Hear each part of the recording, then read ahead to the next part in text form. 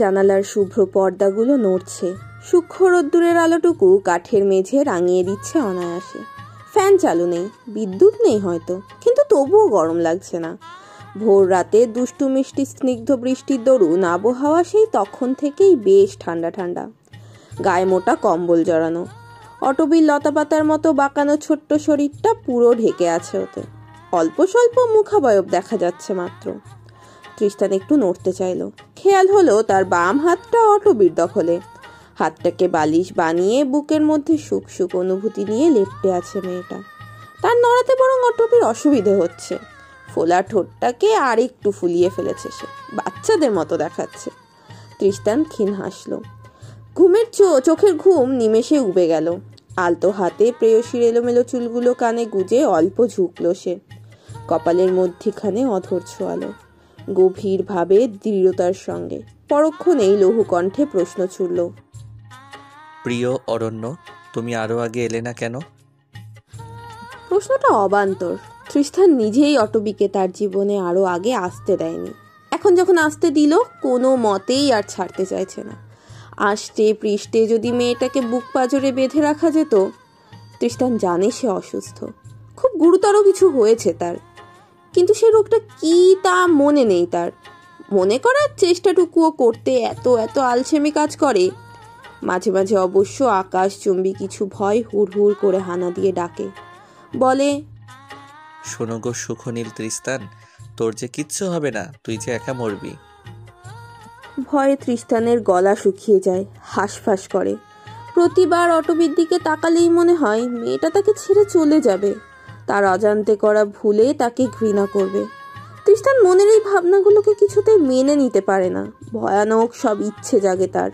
কখনো কখনো ভাবে রান্নাঘরের নিচের তাকে থাকা মোটা দড়ি দিয়ে যদি অটবিকে বেঁধে রাখতে পারত, কোথাও যেতে দেবে না তাকে।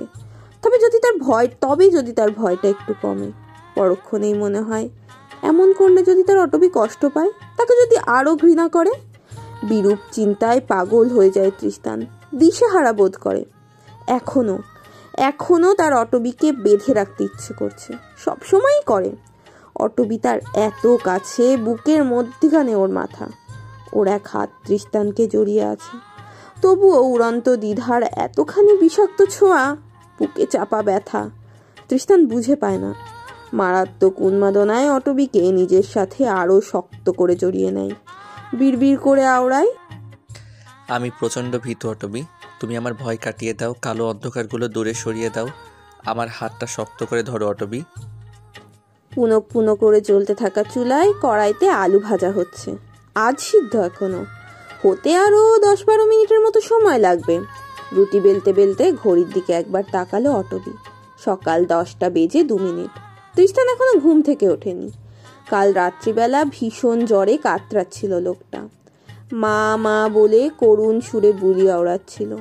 অটবি সস্নেহে চুলে হাত বোলানো মাত্রই সে শান্ত নিশ্চুপ। বদ্ধ চোখের কোণে অঘোষিত দুফোঁটা জলের বিষাদময় অস্তিত্ব। ফোঁস করে একটা দীর্ঘশ্বাস ফেলল অটবি। ঢাকনা তুলে আলু ভাজাটা একটু নেড়ে চেড়ে দিল। পেছন থেকে সরোজের গলা শোনা গেল, কি ভাবি, কি রান্ধেন? না, সম্বোধনটা অটবির ভালো লাগলো না। কপাল কুঁচকে ঘাড় ঘুরিয়ে তাকালো সে। সরোজ তখন ফ্রিজ খুলে ঠান্ডা পানির বোতল বের করছে। জিজ্ঞেস করলো, তুমি আমাকে ভাবি কবে থেকে ডাকতে শুরু করলে সরোজ? নতুন কি ফোন দিয়ে আসছো? সরোজ সময় নিল, সঙ্গে সঙ্গে উত্তর দিতে পারল না। পানির বোতল থেকে ঢকঢক করে পানি পান করে পরপরই চোখ মুখ দারুণভাবে কুঁচকে বলল, সি সি সি, তুমি আমার এমন ভাবি? হ্যাঁ, আমি তোমার নিয়ে ফোন দিয়ে আটুম বড় ভাইয়ের বড় লিয়া? নাউজুবিল্লাহ নাউজুবিল্লাহ, এমন বিচ্ছিরি সন্দেহ করো না গো। তুমি তিস্তান ভাইয়ের বউ দেখাই তোমারে ভাবি ডাকানোর প্র্যাকটিস শুরু করছি, আর তুমি আমারে এমনভাবে সন্দেহ করতেছো? এটা ঠিক না ভাবি, এটা ঠিক না। সরোজের কণ্ঠে অতিরিক্ত রংঢং, মন খারাপের কৃত্রিম রেশ। অটবি শুনল মাত্র, জবাব দিল না। নিজের কাজে মন লাগালো। এখনো অনেক কাজ বাকি পড়ে আছে। চা বানাতে হবে, তৃষ্টানকে ডাকতে হবে। লোকটার জ্বর সেরেছে কিনা তাও তো দেখা হয়নি একবারও। চেপে রাখা দীর্ঘশ্বাসগুলো আর এক দফা ধূলিসাৎ হলো। ভাঙলো, জোড়া লাগলো, এরপর আবার ভাঙলো। এক এক করে ভেজে রাখা রুটিগুলো প্লেটে সাজিয়ে রাখলো অটবি।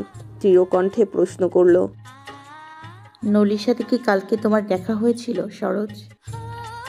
সরোজ হক চকালো খুব, ভীষণ তুতলিয়ে বলল, নলি মানে? ওর সাথে আমার দেখা হবে কেন? নাটক করা এবার থামাও সরোজ।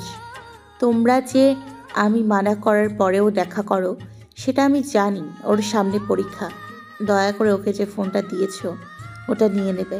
লেখাপড়া বাদ দিয়ে ও শুধু ফোন নিয়ে বাথরুমে উঠোনের ঝোপঝাড়ে পড়ে থাকে। নিজে তো লেখাপড়া করো না, এবার কি ওকেও পড়ালেখা করতে দেবে না? হতবিহ্বল সরোজ জোরে জোরে মাথা নাড়ালো। একবার দুবার লাগাতার, অর্থাৎ সে দেবে, অবশ্যই নলিকে পড়তে দেবে। পরক্ষণেই প্রসঙ্গ পাল্টাতে সরোজ নড়বড়ে কণ্ঠে বলল, আজকে তো তিস্তান ভাই মনে হয় বিকেলের দিকে বের হইব। রহিম ভাই গলকে কি যেন বোঝাপড়া করতে হইব। আমি যাবো লগে। এই সুযোগ ভাবি, আপনি তিস্তান ভাইয়ের ঘরে একবার চেক মাইরেন। তরকারি নাড়তে থাকা হাতটা আচমকাই থমকে গেল। চোখের পলক আস্তে ধীরে ফেলে অটবি বলল, তৃষ্ণার অনেক জ্বর সরোজ, উনি কিভাবে বের হবেন? এটা বিকেলে নিয়ে দেখবেন। ভাই কাজের সময় হেলাফেলা করে না। হ্যাঁ কইছে বিকেলে বের হইব, মানে বিকালেই বের হইব। কেউ তারা আটকাইতে পারবো না। জ্বরটর মনে করবেন তখন নাই, গায়েব। অথচ অটবি মানতে চাইল না। ভেতরকার অশান্তি এক ফোঁটাও কমল না, বরং তা সময়ের সঙ্গে সঙ্গে পাল্লা দিয়ে বেড়েই চলেছে। প্রত্যেকবারই তীব্র দ্বিধাদ্বন্দ্বে আটকে দিচ্ছে। তুমি কি সত্যিই তৃষ্ণার ঘরে মেয়েলি চিৎকার শুনেছ সরোজ? সরোজ মাথা নাড়ালো। হ্যাঁ, সে শুনেছে। অটবি আবার বলল, কিন্তু আমি তো এই 6 দিনে কোনো চিৎকার শুনিনি। আমি এত কিছু ডিটেলস জানি না ভাবি। মাগার তৃস্তান ভাই আপনি এখনের পর এখন ফ্রিজে রক্ত রাখে না। আপনারা বুঝে শুনে সব কিছু করতে হইব। অটবি আর কোনো প্রশ্ন করল না, কৌতূহলী ভাবচিত্র প্রকাশে আনলো না। নিশ্চুপভাবে চুলায় চায়ের পানি বসিয়ে ধীর কণ্ঠে বলল, আর একটু পর নাস্তা হয়ে যাবে সরোজ। তুমি গিয়ে তনয়কে ডাকো, আমি তৃষ্ণানকে ডাকছি। বিকেল হতে হতে শরীরের উত্তাপ প্রায় কমে এলো তৃষ্ণানের। জ্বরের অস্তিত্বহীন বিলীন হতে চোখের লালচে ভাবটাও যেন মিলিয়ে গেল।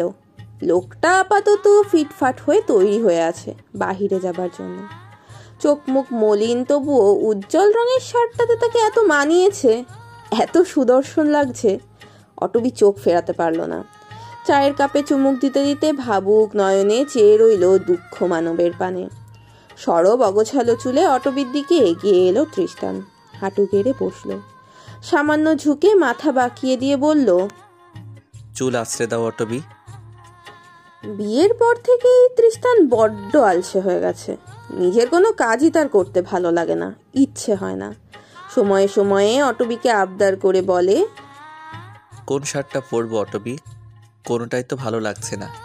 এদিকে আসো, একটা শার্ট খুঁজে দিয়ে যাও। কিংবা অটবি, আজকাল নিজ হাতে খাবার খেতে একদমই ভালো লাগে না, তুমি খাইয়ে দাও তো। অটবির অবশ্য এসব ছোটখাটো আবদার খুব একটা খারাপ লাগে না। বরং বরং তৃষ্ণানের এক একটা আবদার স্বাচ্ছন্দ্যে পূরণ করবার চেষ্টা করে, এবং করছেও। দেখি আমার দিকে তাকান, এভাবে ঝুঁকে থাকলে চুল আঁচড়াবো কিভাবে? তৃষ্ণান তাকালো চোখে চোখ রেখে। কেমন কেমন করে যেন পরখ করতে লাগলো অটবিকে। চোখের দৃষ্টি গভীর, সূক্ষ্ম, তেজহীন। অটবির অস্বস্তি হলো। কোনো মতে ঝটপট চুল আছড়ে দিয়ে বলল, এভাবে তাকিয়ে আছেন কেন? তৃষ্ণানের এক বাক্যে উত্তর, তুমি তাকাতে বলছো? কিন্তু আমি তো এমনভাবে তাকাতে বলিনি। তাহলে কেমন কেমনভাবে তাকাতে বলেছো? অটবি জবাব দিতে সময় লাগালো, উত্তর খুঁজতে ব্যস্ত হলো।